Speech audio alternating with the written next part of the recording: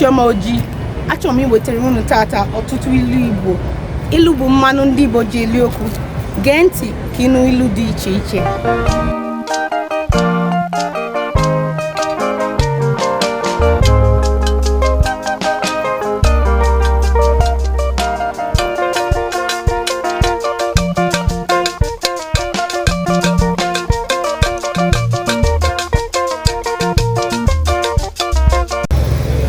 Igbo nke mbụ si na nwatakịrị rie ihe o ji mụrụ anya, ọ rahụ ụra. If a child eats that which keeps him or her awake, that child will sleep.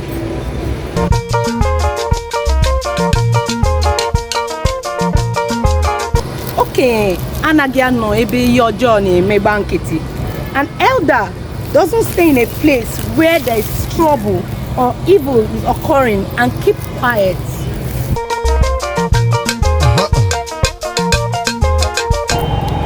Wepụ aka enwe n'ofe tupu ọ ghọọ aka mmadụ.